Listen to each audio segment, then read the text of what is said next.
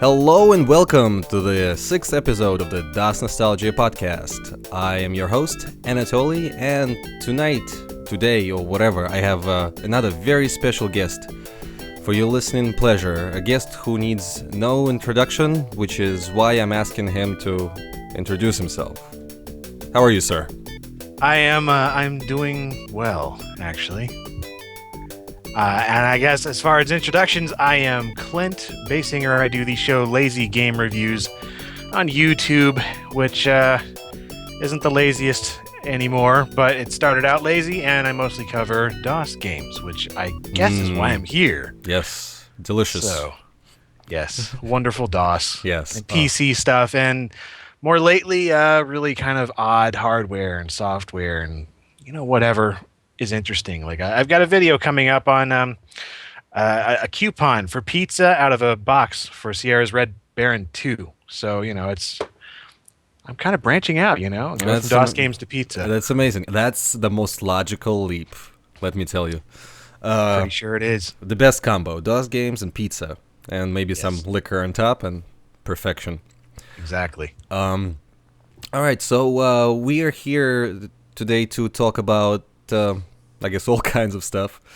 We'll see where this goes, but I want to ask, I asked most of my guests this, do you remember your first encounter with the IBM PC? Yeah, definitely do. That would be probably... I don't remember which one happened because they were both right at the same time, really. There was one of my uncle. He had his, self-built clone computer of some kind, and it was running Commander Keen 4 Goodbye Galaxy. That was really my first introduction there. Nice. Either that or there was a friend of the family named Steve, and he also had a computer that he built himself, which was running Apogee's Crystal Caves. Uh-huh. And, I don't remember which one happened first because they happened so early on in my life, as well as just right around the exact same time. But yes, I do clearly remember that. The other thing that happened right around the same time was where the school I was at while I was in kindergarten had Apple IIs. And they had us a computer class into kindergarten. That was what really sparked my interest in computers in the first place, I suppose. But yeah, as far as DOS, it was those people's computers and those two games specifically. That's good. So basically the Apogee titles. Pretty much, yeah. Both Apogee at that point, yeah. That's pretty good. I mean, that was pretty close to what my introduction to PCs was, and I think a lot of people's. It seems to be... Yeah, especially right around the early 90s or late 80s or whatever, it was pretty much shareware. Yeah, exactly. And that was when the platforming genre was kind of taking over the PC gaming. We were moving away from sort of more primitive things and getting into things that actually scrolled and looked kind of like console games. That seemed to be the big push, was trying to be, at least post-Commander Keen 1, everything was, make it look like a console game and that was what was impressive to me, because a friend of mine had an NES. I remember that. I remember Super Mario Brothers being on there, and then the fact that you could do that on a home computer, that just blew my mind, because the only other computer I'd seen before that was that Apple II, and it had a text program. That was it. Had a 5 1/4-inch drive. The disc had my name on it. I was so impressed. I could put something I could type on this computer. It could save on this disc. I could take it to another one and print it on paper. Like, it blew my mind. So then the fact that you could also do things like games. Oh, man. At 5, 6 years old, that's just too much for me. All right. So, we love DOS games. We still play them. And I think at certain point in time, I'm trying to segue this,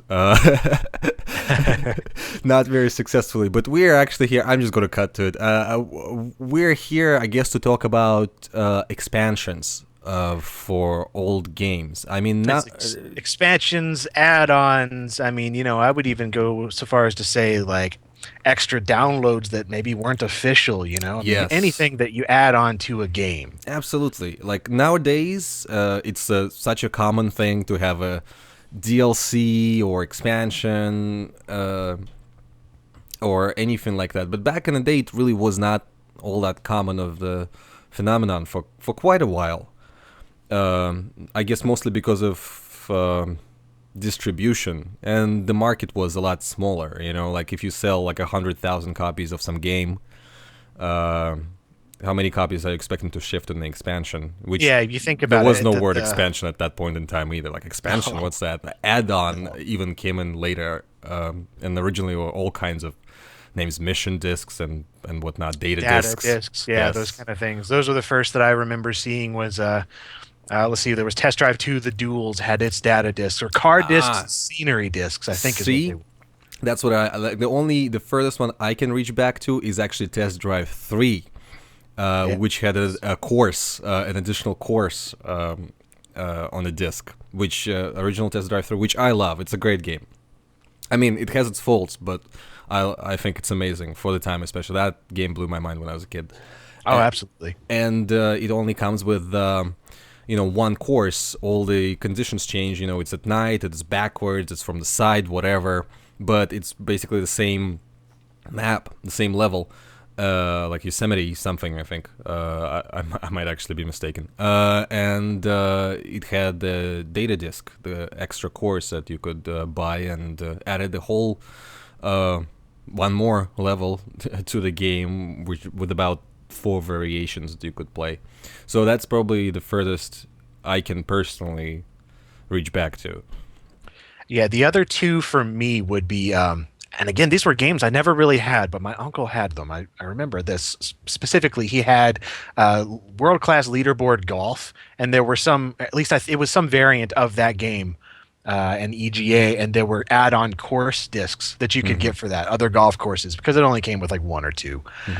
So I don't remember it adding anything else. But and then there was also like Flight Simulator 3.0 and 4.0, and those had other scenery mostly. Some of them added aircraft, but it was mostly scenery. Yeah, that would make sense. Like as usual back in the early days, the most complex games are simulators of some sort.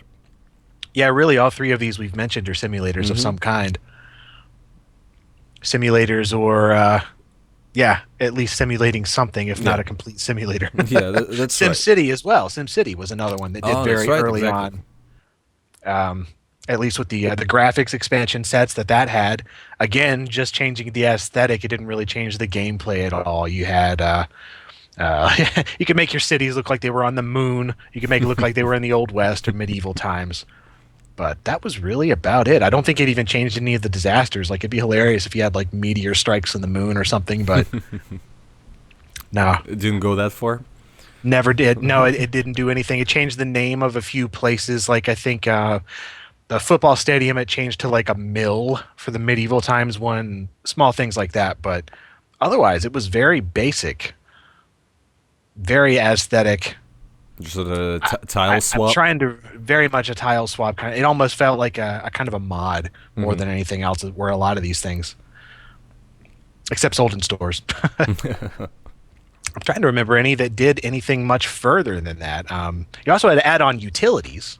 SimCity had one of those. They had the SimCity terrain editor, which that lets you make your own maps, edit the name of your city after you'd already made it, which was a huge deal. What if you misspelled it? So you could do that. Flight Simulator had some of those too. There was one that was an aircraft and scenery designer for Flight Simulator 4.0. And I don't even remember if that was released by Microsoft or Mallard Software, but at that point you could actually go and sort of make your own areas, scenery. If you wanted to recreate your hometown in that pack, you could do that, which was very, very cool to me. I didn't know anybody that could actually do it. That's pretty impressive. But I do remember somebody having that, and I'm like, oh man, there's so many options here, but it was way too complex to even use. Anything else you can think of from like the really early years? I don't remember if they were for DOS or the Apple II. I know there was the Wizardry games. And those had some kind of an add-on thing. I don't remember what exactly they were called. Like the scenario packs? Yeah, they were scenario discs, I think. So you had, the first Wizardry, and then you had like an add-on. It was like Night of Diamonds, I think, was the second scenario that added to the the first Wizardry from 1981. But I don't remember if those just. I have the Apple II version of that, but I don't have the IBM PC one, so I don't remember if it was actually done or not. But that was pretty cool. That did at least add. It was the same exact gameplay, but it was some different places to go. Well, so that was the case, I think, early on. Just like I have mentioned, I mean, like with Test Drive. Like, I mean, it's crazy to think nowadays that like a game could come with one level and you can buy a whole one level more. But that was just enough at the time, you know. You could buy, like, if you could get it. I actually think a bunch of, not a bunch, but at least a few RPGs had sort of like scenario expansion slightly later, not maybe in the early 80s so much, but I think towards tail end of the 80s and even in the early 90s, I think. But I'm drawing a blank with what they actually were, but I remember, I think, seeing somebody comment on this, please. If you remember the RPG expansions from the late 80s, please let us know, because I can't think of any. I don't know, can you? I mean, other than Wizardry kind of works, but I mean that's not the ones I'm really thinking of either. So yeah, I think like this whole I don't know, the Forgotten Realms Unlimited Adventures kind of thing had, but it was an editor to begin with to make your own games, RPG games, very early on, and I don't really know if their expansion sets really even count as complete expansions, more than just like additional tiles and tools to make your own games with. Here's something interesting, though. Then you also had those kind of construction sets that were made for some kind of an engine. You know, you had like war game construction set, pinball construction set, racing destruction set, and all those things. And from what I remember, especially for pinball construction set, there were actually some games that were released having been created with that. And it's like, well, is that an expansion on the original? I mean, right. It's using the original's assets. No, that's very true. I haven't thought of that. It's like, yeah, it was kind of weird, right? Because even moving into like later stuff, the expansions often were, I don't know, standalone even. That's true. Yeah, that much later on, that seemed to become more of a thing as far as standalone expansions. That seems to be more common nowadays. Now, yes, it's true. I see that all the time. But back then, and even I guess we should move into the early 90s, right? Yes. Yeah. All right. Well, what I remember from the early 90s, my expansions were all going to be first-person shooters. So here I go. Let's do the first. I guess Wolfenstein 3D. Yes.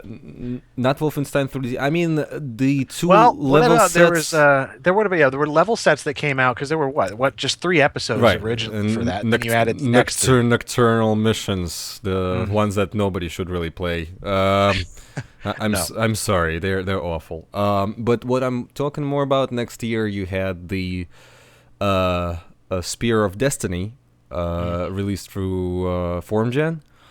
Yes. Is it? And those actually had the 2 mission packs for it. Those actually did have mission discs. It had nothing to do with those. I'm pretty sure. Because they were all complete graphic swaps and new levels that were insane. But those were mission discs, and you could, I don't know if you could buy the retail box with them included, as well as I think you can get them separately. I'm not quite sure what the situation was in this, because I remember seeing like an ad for it, and it seems like they were separate. You could get them separately. There was a mail order thing where you could get them separately. It was either mail order or something direct, through either FormGen or whoever was releasing it. And at retail, they did release them all together in the Super CD pack, which had all of them into one, on one CD. Right. But as far as them being individual, I don't think those ever made it to retail. Missions 2 and 3 anyway. Yeah, it's they're really, let's say, subpar. And they're just a curiosity now. But it's cool to see like all the graphics being swapped out in the Wolfenstein game, especially since Spear of Destiny was so close to the original Wolfenstein. Yep. Did you ever use the that also came with a random level generator, I Oh, think. that's right. That's I know it came with the Super CD pack. I don't remember if it was with my retail version of just Spear of Destiny or not, I but don't think it did, but I think yeah, that's right. Super City had like everything included. mm, Yeah, random level generator. That's a thing. That was a thing. that was totally a thing. And you know, you could at least get some more content out of it. Most of the time it was garbage, but it was interesting. It was I remember interesting. doing that and making the most chaotic levels Oh yeah. ever. I had one for Doom as well, but I don't Yes, think that's that right. actually came with anything.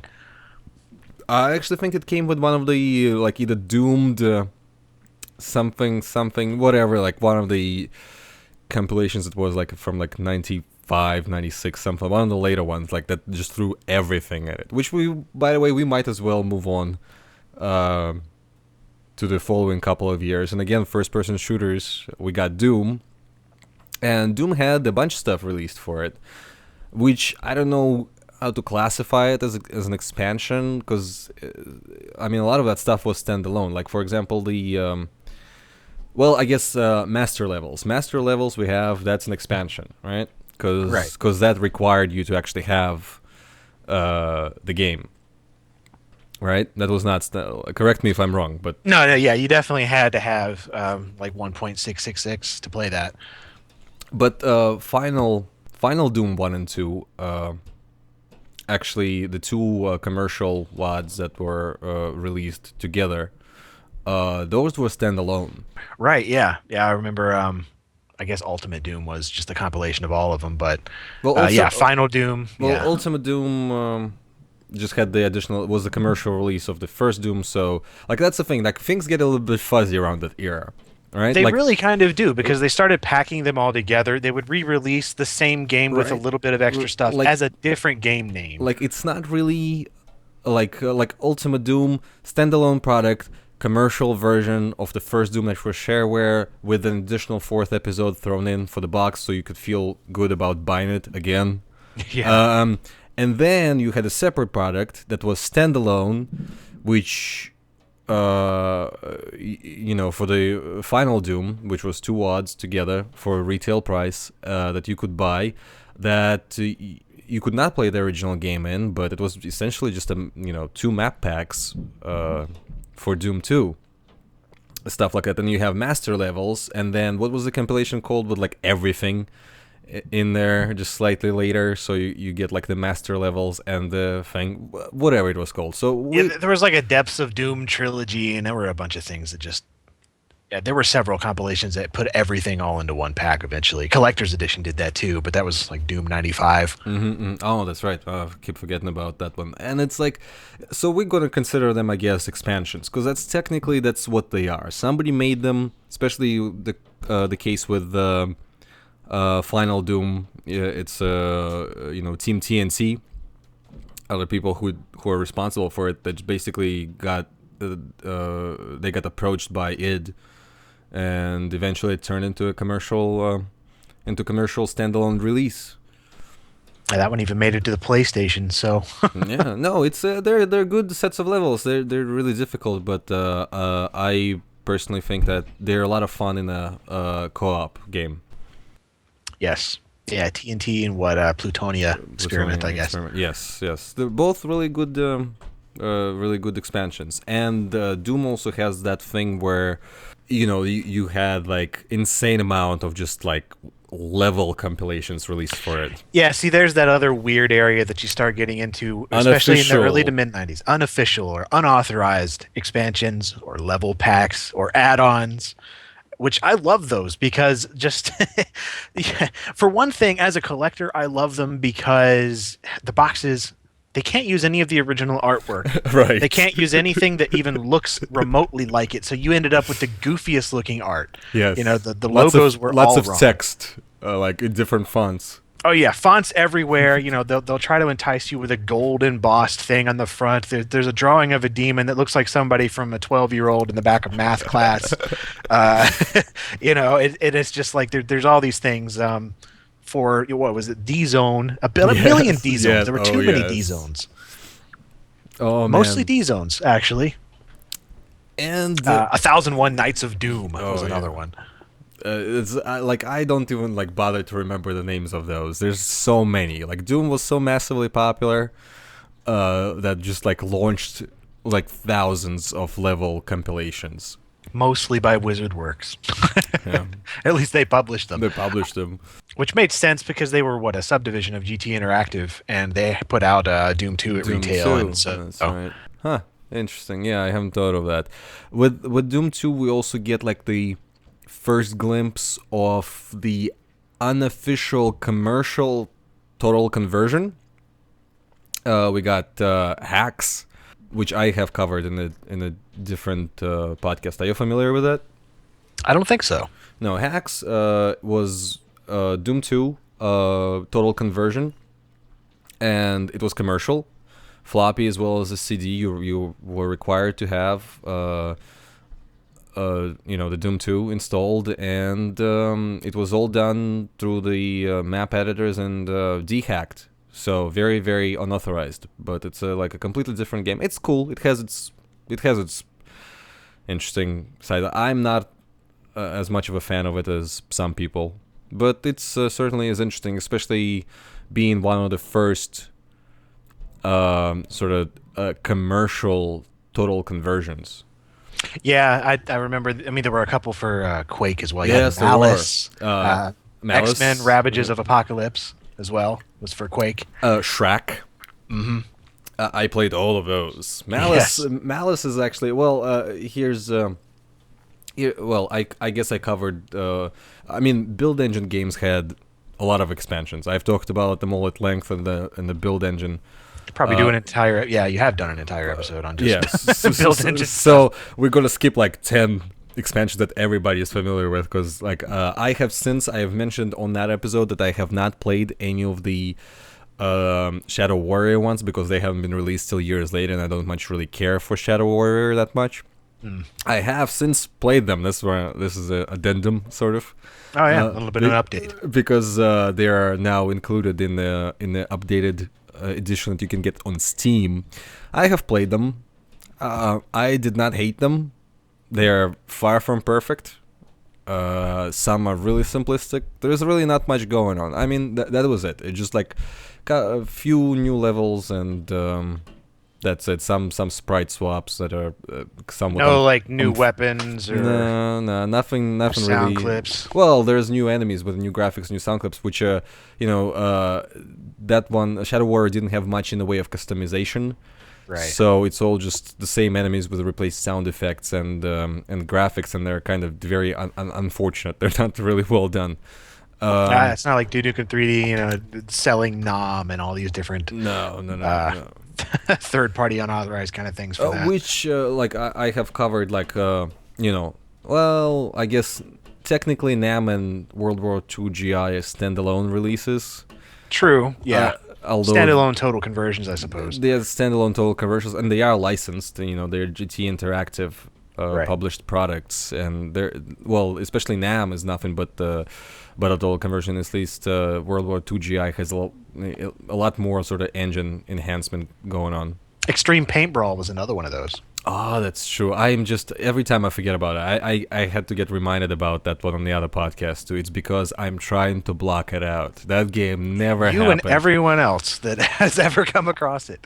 I just thought it was so interesting too when I first played it and I realized what it was doing, and then I went through all the files and then I saw all the references to all the Duke Nukem 3D AI and everything else. Most of the assets were still in the group file, and but yet it did some other things that were really interesting. Like there were some enhancements to the engine that they were doing. It's interesting that they never actually got to do much with those enhancements, but they were there. Well, I've been told, on the other podcast that it was like it had like a 2-week development cycle, so that would probably account for a lot of that. But it pretty much accounts for the entire thing. Pretty much, yeah. So we can now, years later, we can forgive that atrocity, but still, if you find a copy, like I said, just burn it. So yeah, there's a lot of them for Duke, and of course there's a whole bunch of stuff for Quake as well, because Quake was so massively huge. We get a whole bunch, like we mentioned before, commercial total conversions. Yep.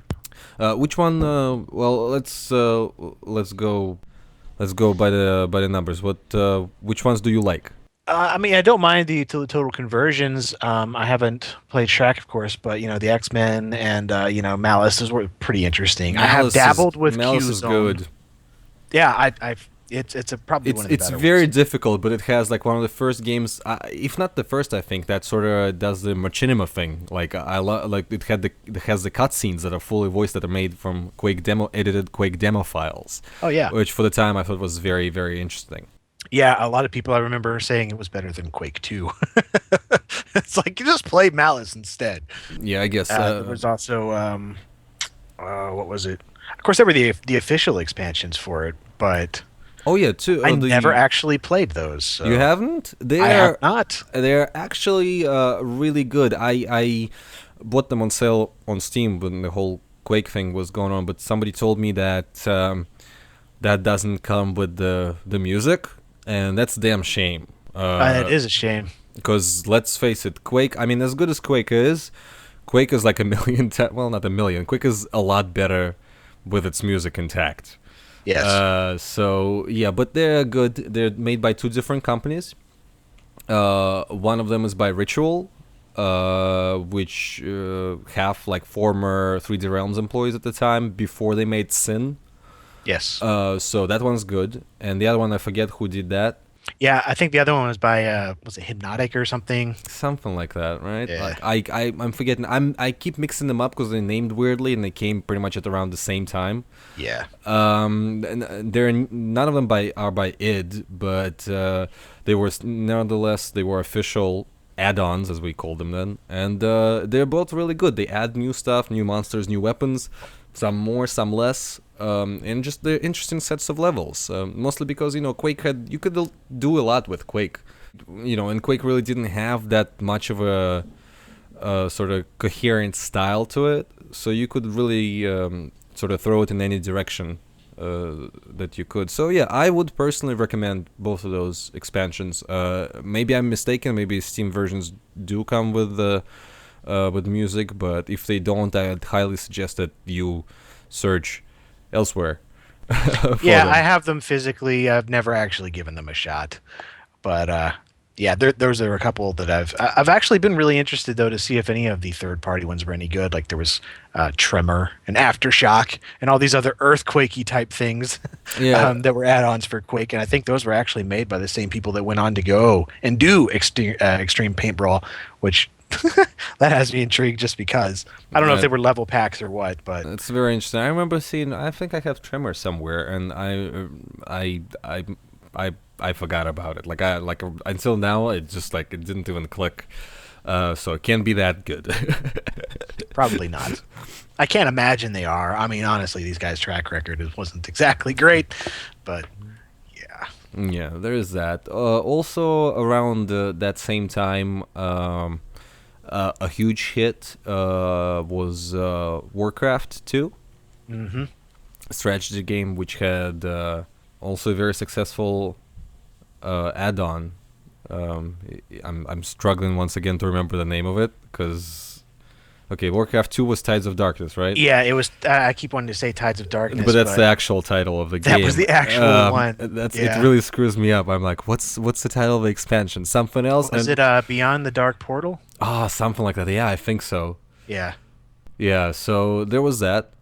It's great. It's Warcraft 2. If somehow you listen to this and you've never played Warcraft 2, you should probably seek it out. You can cheaply pick it up just about everywhere. Yes. A very solid game. In fact, I would go as far as to say as from the 90s, it's my favorite strategy game. I'll pick Warcraft 2 over Starcraft. Yes, I said it. Well, I think me and you would both agree on that, actually. I'm not a huge fan of StarCraft, but... Oh, you heard it here first. Yeah. Hate mail. when I did my my video on the top games of the '90s for the PC, and I left Starcraft off of there, and people were just killing. I still get hate mail for that, but I'm sure there's going to be more hate mail for this from all the 50 people that listen to this. it's okay. You 50 people can get over it. Play Warcraft 2, people. That's all I have to say. I mean, Starcraft is a decent game, but we're not going to discuss this because it's not a DOS game. Command and Conquer, though. There's another mid-90s that's with right. a ton of expansions. Tons of expansions. I have like three huge boxes. I'm looking at them right now. Why did I not think of this? Yes, every game had plenty of expansions. I think I guess the first one had the covert. You had a operations. couple of those different things. Yeah, covert operations and one more. I don't remember what it was. Maybe it's because I have there were a couple of unauthorized ones for that too. That's why I kind of get them mixed up. I had them all in some big giant box though that was like 2 feet long, and it was really heavy, and it came with everything from Command and Conquer 1, some third-party stuff, and everything from Command and Conquer Red Alert. So it was like amazing. 10 CDs, and You could like kill somebody with that box. it was huge. I wish I still had it, but it was too big to even keep around back then. So that was my first introduction to Command and Conquer. I got them all thrown at me at once. Everything. Yes, I was overwhelmed. Great game, and the first one you can still get for free, right? I think so. Yes. If you haven't played that game, you should go and get it. It's free. Lots of strategy plugs today. A lot of strategy. Well, I mean, I guess there was a bunch of strategy expansion packs, right? Yeah, there were a lot more that I'm thinking of, but they're mostly for Windows. Age of Empires had its strategy, its expansions. One. But then there were 2 or 3 others that were unauthorized. Really interesting. Made with the in-game map editor. I guess people just decided, which really that happened. It's just amazing how much that happened. There were add-on expansions that were unauthorized for SimCity and SimCity 2000. The same people that did D-Zone and Q-Zone for Doom and Quake made one for SimCity 2000 called S-Zone. And it was a compilation of downloaded cities that you could get like from AOL, Keyword Games, or whatever. And it was 2,000 some cities. Most of them were complete total garbage. And but the big selling point was that it came with a program that let you back up and save your cities and manage them. I'm like, why do you need this? That was the big thing on this, right there. Comes with a manager program to manage your city save games. If you really have thousands of save games, then wow. Yeah. You do now that you got that CD. But, that's right. Mega Metro was another CD pack for SimCity 2000 that did that. Almost the exact same editor that it came with, but it was completely different as far as made by somebody else entirely. So I guess these two companies got the same exact idea at like the same time. And they both went around doing it differently. Like one was coded in, Visual Basic, and the other one was like C. But it was, the same thing, same basic maps even. Amazing. Yes. Amazing. But people sold a lot of things back then when it came to compilations of things. Actually, you know what? Another one that comes to mind. Those are all official releases. I mean, Bullfrog had a bunch of expansions for their games. Every game did. Yeah, first one that I think about the most is the Syndicate one. American Revolt. Yes, which is impossible. I think, I don't know, I cannot play that expansion at all. I have not even attempted it. I think it actually is included with the GOG release, I'm pretty sure. It is, yeah, and that one was, oddly enough, it came in the weird little boxes that Bullfrog.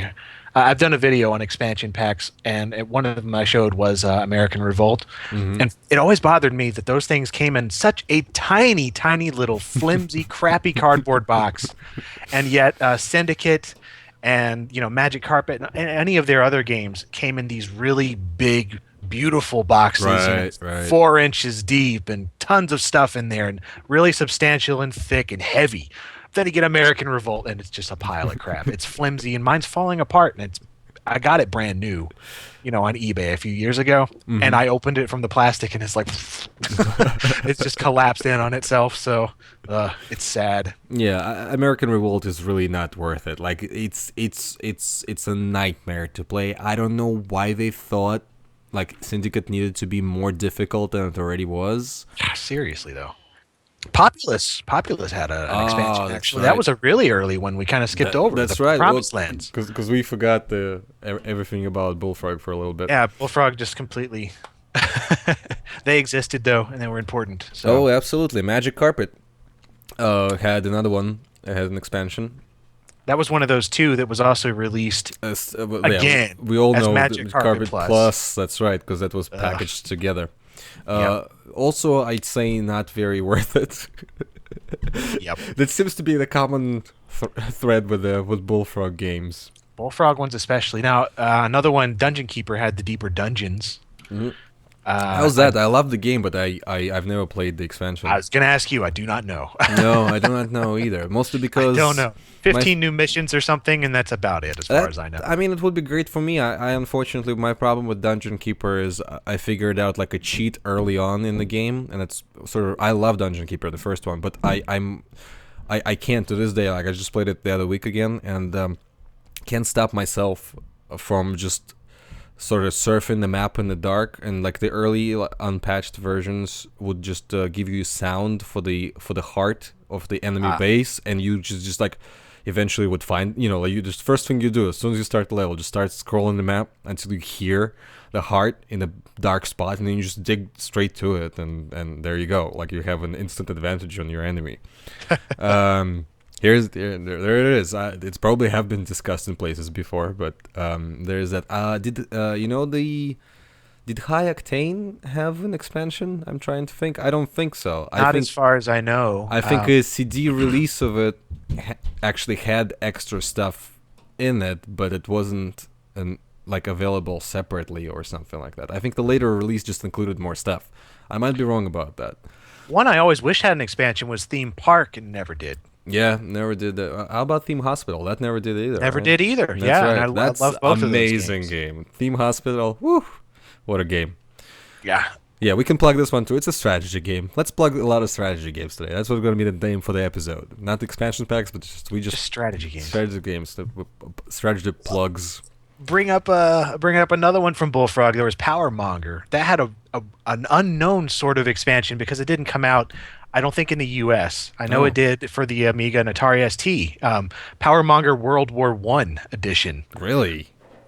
Really? I was not aware of this at all. Yeah, it's the gameplay's pretty much the same, but instead of the original setting, it's in World War freaking I, and that's I cannot just picture odd. that. I cannot picture that game in the World War I setting. It's so weird. I will have to look that one up. Yeah, there were the sheep, the sheep became deer. The weapons are like rifles and tanks and planes and stuff. So small changes like that, but enough of the changes to make it completely feel different, which it's just odd. I wish it was for DOS. As far as I know, it's not. I've never seen it, but it is for the Amiga. So that's very interesting. I got an Amiga handy. As do I. You know what I actually find interesting? Like, look at all the, and this goes in the strategy game, is almost completely not related, but look at all the expansions for Civilization games today, right? Mm-hmm. And it's kind of weird to think that back in the day, they really didn't figure that one out. Like games that would be perfect with like more scenarios and more features. The early Civilization games. Well, let's take the first one. Civ 1 didn't, yeah. Civ 2 had what? There was Fantastic Worlds. Right.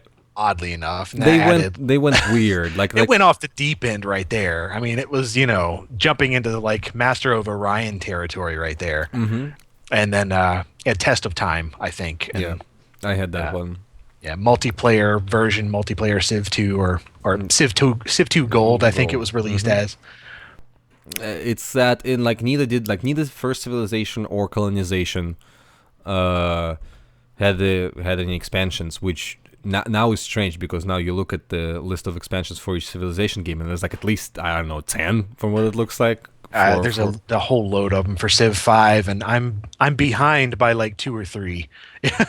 I got the first one and played it, and I'm like, oh man, there's another one coming, and it's like 6 months later, there's another one. No, I refuse to play. I own like whatever the latest Humble Bundle was that was selling them. I got them all that were available, but I have promised myself back around 1994 and 1995 that I have sacrificed enough of my life to Civilization by playing it for months. It probably like if you just collect the hours that I put into the first 2 Civilization games, it probably wasted at least a couple of months of my life just generally just playing that game.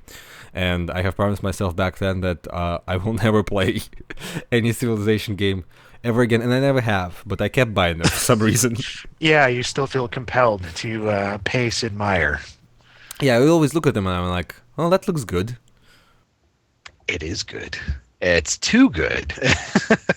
You have to pull yourself physically away from it with his, oh man, as in depth as they have gotten, but also as approachable. They've become a lot more approachable, and it's just, it's terrible. I don't want to hear any of this. No. All right, what else did we leave out?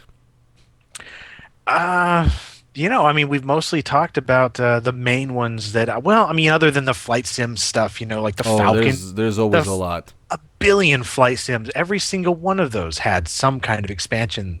The Falcon series had just a ton of them, especially for Falcon 3.0. Oh, I have that one. I recently got that.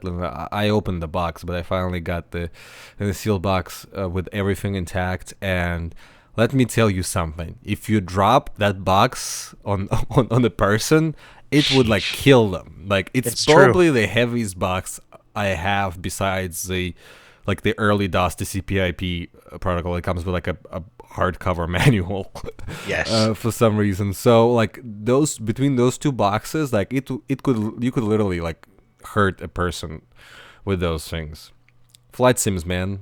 It was mostly aircraft, I guess, for those specific flight sims, which was interesting. You had one that added like a MiG-29, and there was Operation Fighting Tiger, and there was one like Hornet add-on, all for Falcon 3.0, which was really cool because you got to see the different sides of the same kind of conflict from the original game. So I always thought that was really cool, as opposed to like Flight Simulator. It's like, oh, well, now you can fly over a more detailed New York City. It's like, okay. I mean, that's cool, but I would rather do something completely different. And I guess flight simulators were also the ones that, more often than other games, came with some kind of editors, like aircraft editors or terrain editors and stuff like that, which was very unusual for games in general. I mean, nothing really came with editors for a long time. Like I mentioned on a different podcast, we all like accept Doom as a game that was expandable. It was designed to do it, but it didn't come with anything. Like you had to hack your way through everything. Right. It wasn't until maybe I guess my personal memory is Duke Nukem 3D was the one that put all the tools on the CD for you. Yeah, same here. That was the first I remember doing that, other than flight simulators. Exactly, but flight simulators often came with some sort of editors where you could maybe, if not make a complete terrain, then maybe you can have some kind of a generic plane that you could adjust to your liking, which... Flight Simulator 4.0 was always my favorite that did that, because you could either take like a sailplane or something that looked vaguely like an F-14 and completely modify its proportions entirely. You could make a wingspan of like 200 feet if you wanted to on that thing. And it would dive, and it would just flip around in midair and start shearing apart and just slam down into a terrible ball of fire.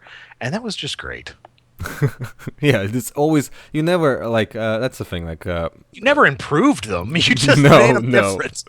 That was the thing, like back in the day, every time you could sort of get your hands on any kind of sort of editing capability, who actually ever made the game like, oh yeah, this is an improvement, like this is much better now. Right. Well, people who sold them, apparently, but apparently a few people did, and then they're like, I should take this to WizardWorks. Yeah.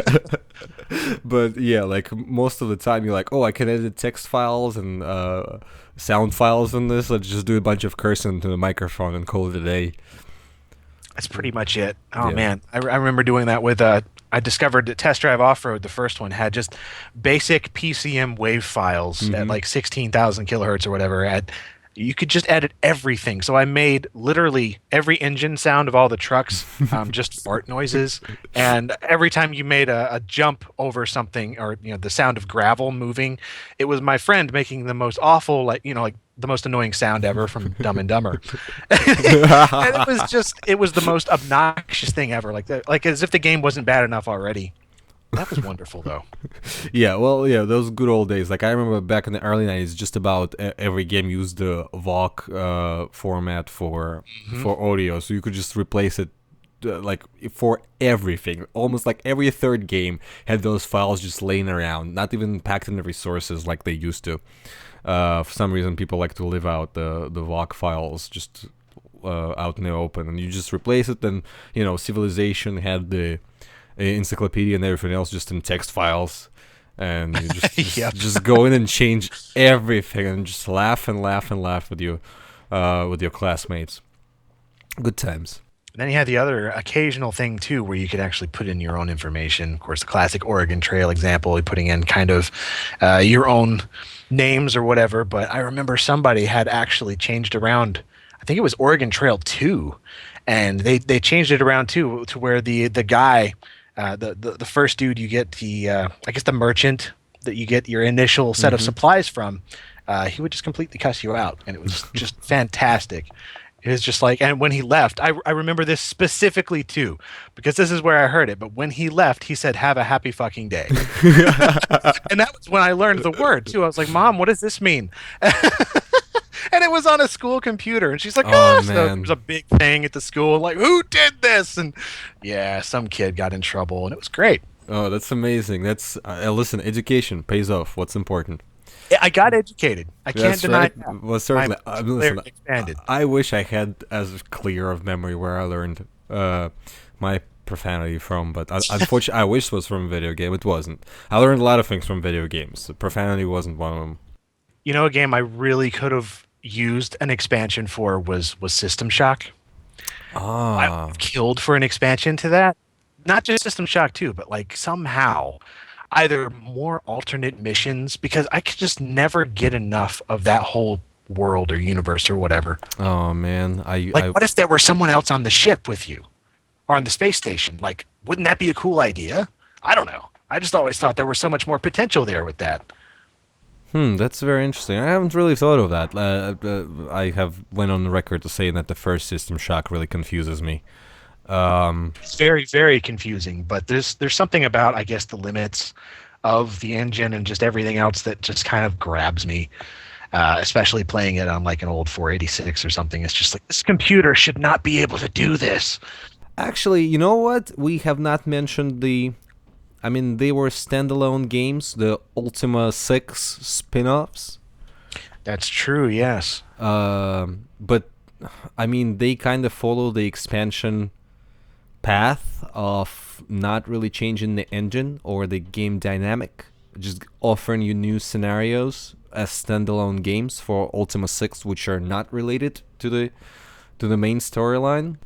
Yeah, just sort of like alternate paths, I guess, in the That same was verse. very interesting. Are they still free on GOG?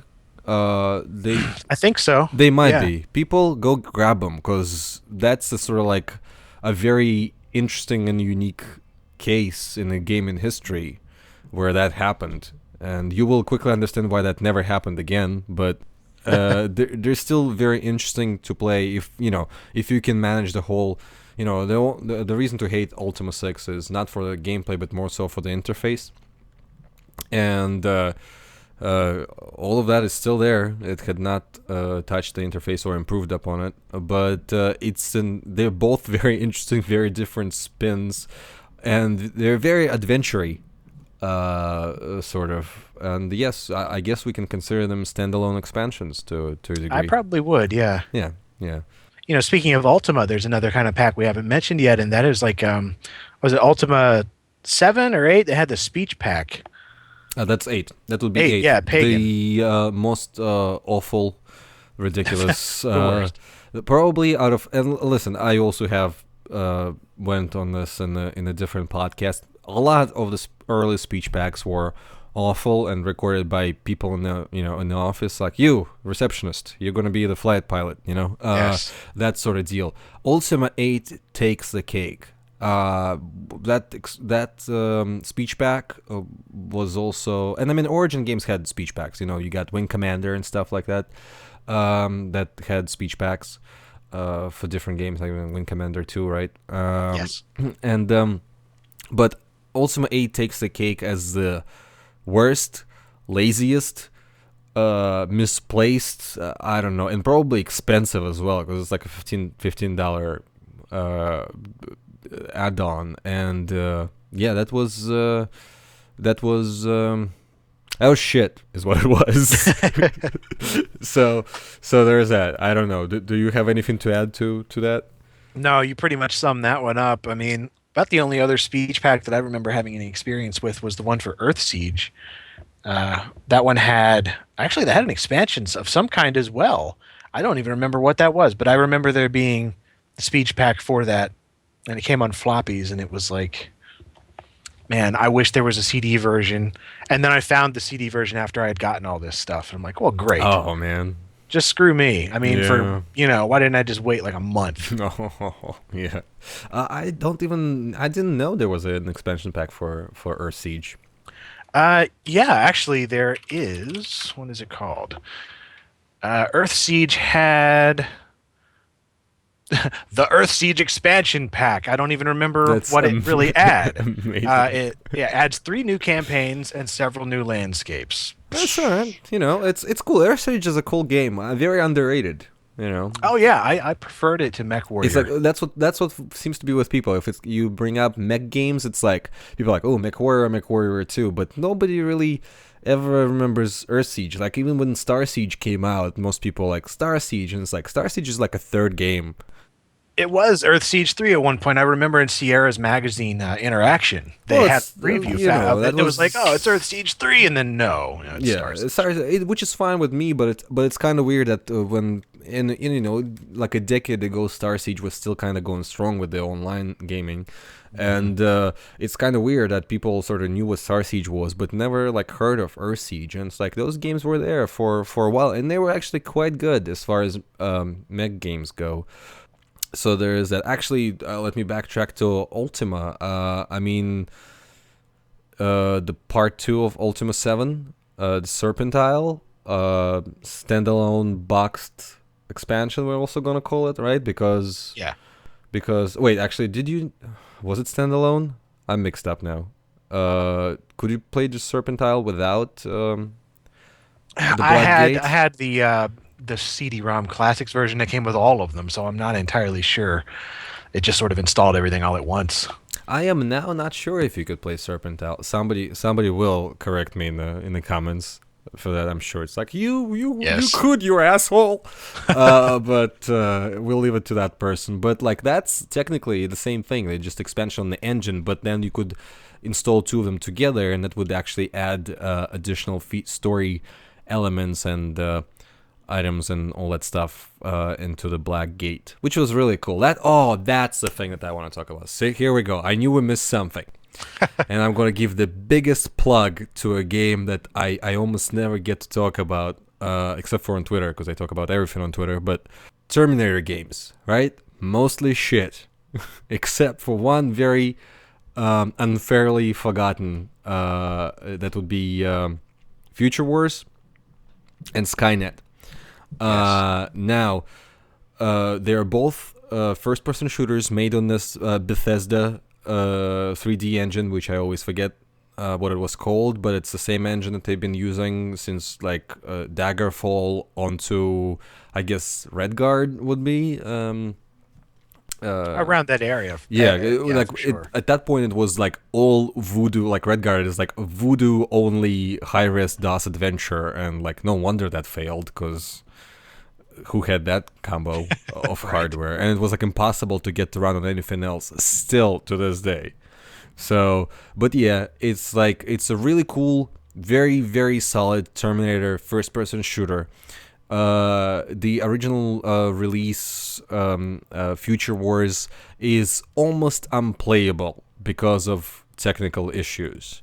Really? No, I just got this game boxed a couple weeks ago, and I'm not sure which one I have. Well, here's the thing. You know how Daggerfall was always sort of maligned by many people for its technical issues? Mm-hmm. It's like this times 50. Right. Very unfortunate. But soon after comes Skynet, which is an expansion, but for some reason it's standalone. But you can install both of them together, and that will give you the option. Not only it fixes most of the bugs, it also gives you the option right in the main menu to play Future Wars in SVGA, and with all bugs fixed. So basically, the only way to do it is to get them both. Interesting. Yeah, and it's actually really cool. Like I really think there's a very underrated first-person shooter. The engine is great. Yes, it's a bit buggy, but it's like sort of like open world. You had vehicle sections. Second game had really awful FMV. Like when I say really awful, it's bad. I've seen some bad FMV in my life, and it's like the quality is good actually, but the quality of acting not so much. But yeah, I would recommend people seek out, but beware that you would need Skynet standalone sort of expansion that you could get and just play that on its own. But I would recommend getting them both and actually start with Future Wars.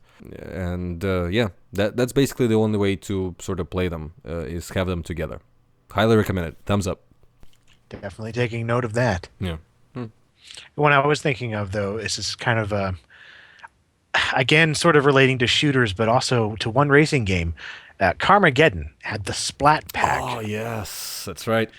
And then there was Redneck Rampage with the Cuss Pack, and both of these were adding more like adult content to the game. Like that was the specific reason that these were released. I just find that insanely intriguing. 90s was a weird time, wasn't it? It was a very weird time. It's like, really, let's put this stuff out here to make the game like more offensive. Which is weird, and like in a way, it's smart because it was a download that charged like $1 from your credit card to verify that you're actually old enough to have a credit card, and thus old enough to listen to Southern people say fuck. Yes. Or at least old enough to know how to get a credit card in your possession for long enough to buy it. That's right. I mean, Splatpack actually added a whole bunch of stuff. Splatpack added a lot of stuff. A lot of stuff. He's going as far as to have 2 standalone demos for an expansion, which I always found weird because you got the Splatpack demo and the Splatpack Christmas demo. Really, there was a Christmas demo. Yes, you'll love it. is the tagline, and it's also the same way as a Splatpack regular demo. It's time limited, but it's all Christmas themed. It's very funny. It was an interesting little offset of things, is when you had the Christmas sort of expansions that weren't really expansions, but I mean, I guess they were because they were more content. Mm-hmm. Jazz Jackrabbit Holiday Hair, of course, comes directly to mind. Lemmings, Holiday Lemmings as well. I mean, that expanded the game, but it eventually got a retail release. Holiday Lemmings 94 did. Mm-hmm. So, yeah. Fire and Ice Christmas. There was another one. I mean, that's right. It's already Christmas enough, but it's Christmas. Yeah, Christmas stuff everywhere. Jetpack Christmas, all these Christmas things. Would you even call those expansions? I mean, it's more like Christmas. Christmas spruce it up pack a little bit. Too much eggnog edition. I don't even know. The infamous Nuclear Winter, which is unplayable. It is awful, yes. Which is weird. Yeah, I covered that on another podcast, but I can shit on it once again. May as well. It's because it follows, like, let's face it, like first-person shooter expansions don't get much better than Life is a Beach.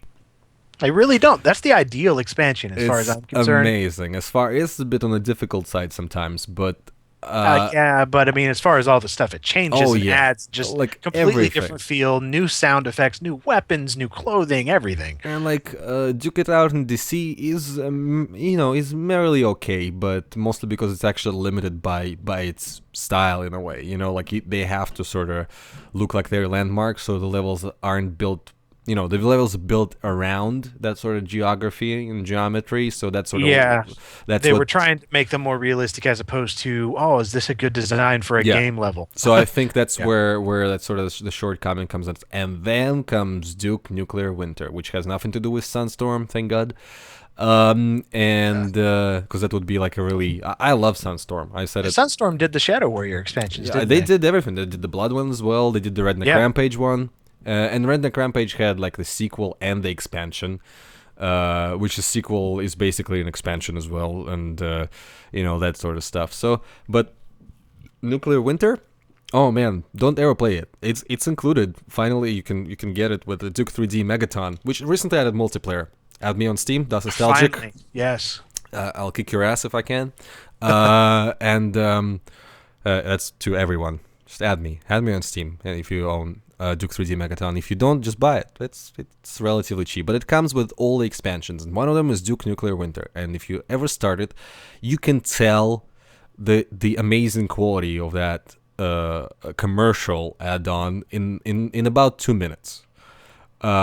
If you ever get to finish the first level, which, by the way, like, that's not my thing. Like, have you recently played? I know, like, that's one of the first review searches that comes up for you on YouTube for some reason. For me, still to this. For some reason, yes, it still is. A lot of people still watch that to this day. But it's like, have you played it recently? Because I have always found it impossible. Like, it's impossible. Like, the way they did that, whatever the green-skinned whatever thing, like, it kills you all in about 5 seconds. Like, if it has a clear shot with you, it's the first level is full of them. All the other levels are even fuller of them, and I do not really understand the purpose of that expansion. It's one of the worst expansions for first-person shooters I've ever encountered. Lazy. I mean, it's just lazily made all around. The first 2 or 3 levels are a complete rehash of levels from the first episode. 2.5 because eventually it switches to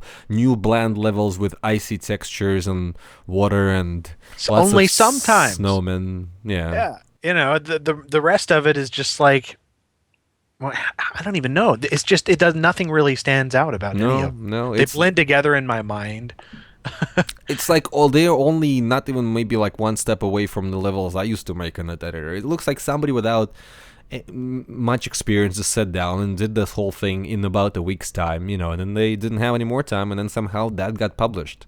Who published that? I don't even know. WizardWorks, and it was developed by them too, or at least it's listed as being developed by them. So amazing. Some weird internal mod team, I guess. Yeah, some weird internal money grabbing team. Exactly. Yeah, it's that. Unfortunately, it's one of these. I mean, Quake had its fair share of these as well. I mean, X-Men is one. I'm sorry, Quake X-Men. No. Shrek is interesting, but at the same time, it's interesting in its awfulness, mostly graphically. So yeah, not everything really was up to par. Actually, you know what? You mentioned one in your expansion video. I seem to forget which one. Unofficial expansions that changed games into different games. Right. Well, yeah, like Ravages of Apocalypse is one of them. Mm-hmm. I mean, that was pretty much the main one that I covered there. I mean, there were, some others that I mentioned, but they were more for Windows, I think. Yeah, that's true. That's I think I'm thinking of a couple for Windows as well. Yeah, we sort of come to an end of the expansion, and that's one thing I actually would like to mention is back in the day. I mean, we sort of touched on the sort of bullfrog thing briefly, but expansions came in all kinds of boxes back in the day. Now they're mostly downloads. But that's a sad thing, because for some reason it just pleases me to see the game with its expansions out to the side on a shelf. It's amazing. I've got it all. It's right here. It's complete. Some of them, like Command and Conquer, in gigantic boxes that could kill a person. Mm-hmm. Some in the boxes that closely resembled the box of the original product. But a lot of times in boxes that would look nothing like the box the original product came in, and thus look really weird on your shelf. Yeah, the Bullfrog ones. I put the expansions in a separate area than I do the regular games because if you put it next to the regular game, it looks stupid. Yeah, there was a lot of that going on, and that's during the big box era in general. So there will be a lot of times where like expansion, well, the game is like in a huge box, expansion is in a little smaller box, which I mean I can kind of see where they were coming from, but Yeah, honestly, it's it's less not. of a game, I guess, but it made me think like, oh, this is an inferior product. Yeah, but like on the shelf, it looks really silly where you have like a big fat box, and then right next to it is like a box half that size, different Yeah. color, and with different font on the, on the spine, sort of that sort of stuff. But like I do miss that era of just physical stuff. Like nowadays you even have stuff where it's like the DLC is included in the original install, Yeah. which makes no sense whatsoever to me. But oh You well. pay to unlock what you already have, and it would be cool if on occasion you could see some sort of an expansion. Well, they're not even called expansions anymore, but if they were, have something like that just released separately. And on occasion, this happens. Red Dead Redemption had Undead Nightmare, for instance. That one was released separately. Far Cry 3 had Blood Dragon, although that hasn't yet got a retail release, but it's supposed to, and I hope it does, just so I can put it on my shelf. But there's just not much else. Most everything else, as close as you get to a retail release, is like a Game of the Year edition, maybe. And that's really where it all went. Even if you look at the PC games of the late 90s, Unreal Tournament Game of the Year edition, that's how you got its expansion. It's expanded content, but it never had an expansion. Right, right. Yeah, it's weird. And in the 90s you also had some, I guess, expansion sort of trying to adjust the gameplay slightly, besides just being the just a main, just sort of like a expansion of your main campaign in one way or the other, and more than a map pack. Yeah. And like in the early days it was like a map pack, and now we kind of move into just map packs, expansions mostly, or some trinket packs, tiny little reskins of a we got weapon. hats. Yeah, Oh, lots of hats freaking going hats. on. We live in the age of hats. Hats expansion. You'd never see, you might. Could you imagine something that trivial being released back No, then? no, because like look at the game my biggest example is like a game like Blood, right? Which is huge as it is. This original 4-episode, just the shareware release. Then the commercial release has an additional episode on top of that, full of those, and then you have the expansion, which is also included in the huge box, one whole unit. So you get basically 6 episodes worth of levels when all is said and done, which is more than double the size of an average sort of shooter around that time. Amazing, like huge amount of content for not a lot of money, and yeah, no hats. No hats. Oh man, I still regret not getting one unit whole blood.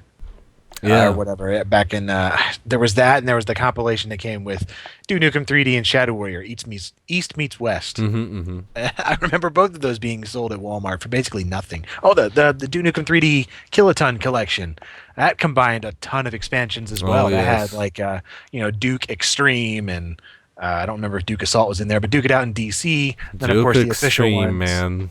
Yes. Came with a T-shirt of that too. Really? Wow, that's pretty cool. Duke Extreme T-shirt. There's actually one on eBay right now. I've been looking at it, but it's too big. That's pretty interesting. But yeah, like we sort of like expansions throughout the days mutated Yes. a lot. They went through different stages, and I mean it's always nice to see additional content to the game that you like. And sometimes you would spend the money and get a decent chunk of good content. Sometimes you'd spend the money and it'll be shit. I guess not much changed in that aspect. No, it kind of hasn't. But like at least you could always have the big box. I reminisce about the big boxes quite a lot. Even though they do take up space and they're kind of annoying, but that's a very bygone kind of thing to lament about. But like it's still nice to have physical game and physical content, proudly displayed on your shelf. That it is, and I think that is just going to be something that is disappearing more and more and more, especially when the inevitable happens and digital-only games are the only thing that exists. Digital only for everything basically now. So exactly, I have music, games, everything. Maybe I'm wondering, because with music, for instance, you have that. I have zero interest in buying a CD anymore, but if a nice LP or a vinyl comes out of something, I will buy that. Right. I will go out of my way and get something that's a large packaged good. And I'm wondering if there's going to be sort of an on-demand, like what if, say, Steam had a thing where it's like, okay, if you want this game boxed for some weird reason, you can pay like, say, another $20 on top of your Steam payment. Right. And we'll make you a box and you can put it on your shelf and you can set it there, like with a couple feelies or something thrown that in. would be That nice. I would pay for. Well, it's another thing. It's like, like it would be nice if you had like additional stuff thrown in besides just having the box, because the box itself, it's like once you get to limited shelf space, it's hard to justify. It is keeping a box, if even you no got matter like how nice it manual is. Ones of other things in there too, maybe a cool little an arm patch. I don't care, something in there, a soundtrack disc or something. Yeah, something like that. Yeah, I would be all for that. Exactly, and maybe some bonus content. I'm going to circle it back. Yes, maybe some expansions too. Throw in one of those. That's right. Physical only expansion. That's like if I ever start developing games, one day I'll throw in the physical only expansion. Kind of like those people, the indie movie people who would release like a movie. Did you see like in the big box VHS every once in a while? Like there's a new movie that comes out, like House of the Devil or whatever. That's like, hey, now you can buy it in the big box blue VHS. So like I'll be all over it and stuff like that, just for old time's sake. It's nice. It's nice to have some sort of a trinket. The occasional Kickstarter for a game or something. Leisure Suit Larry Reloaded, I got the big box version of that. Right. And it's the same size as Leisure Suit Larry 7's box, which is wonderful. Oh, that's nice. That's very nice. So it looks very nice beside it. It came with some extra things, like Leisure Suit Larry condom. And, so I love that stuff. Yeah, no, it's pretty amazing. So I don't know, is our topic exhausted here? It's pretty much it, because after that, it goes on to Windows. It's all onto Windows. I know. It's just out of the question. All right. Well, this is really it for the DOS era of expansions. We miss them. I miss them. Do you miss them? I miss them plenty. Right. Even though you have a bunch, right? I have most of them, but it's okay. I still do. I miss them, and then I can go and kind of just hold them every so often and. It's nice. Yes, gently fondling your expansion boxes is nice. So much fondling. Yes. And with that, dear listeners, I guess we'll have to part ways. Well, thank you very much, Clint, for being on the podcast. It was a pleasure. Yeah, thanks for having me. Not a problem. Maybe we'll get to do it again sometime on some other topic.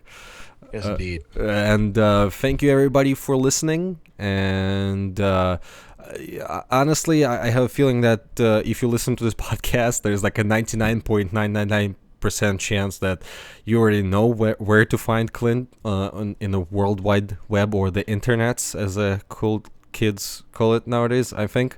But in case they don't, where can they find you, sir? You can go to youtube.com/freaking D, whatever. But if you just type in LGR on YouTube, it's probably the easiest way. Yes, and or lazygamereviews.com, which is just a DOS prompt right now, but that'll take you to some stuff too. Honestly, just DOS game reviews will take you there as well. Mostly, yeah. You type in some sort of anything related to anything we've talked about today, and you'll probably find it. Yes, it's like you, and then maybe like 5 pages after, it's maybe me somewhere. Right. But yeah, and you can follow me on Twitter at DOS Nostalgic, which I'm pretty sure you already are if you listen to this. But if you just stumbled upon, that's where you can find me. And if you do, and if you have a topic that you can talk about for about an hour passionately, you can contact me on Twitter, or on my website, dosnostalgia.com, or on YouTube, or on Facebook, or on Steam, or whatever. DOS Nostalgia, that's where I am. you can find me, and I would love to have you on the podcast as well. This is it. Well, thank you, everyone, and take care and have a good day, night, and whatever. And we'll see you again on the Das Nostalgia podcast. Goodbye. Goodbye.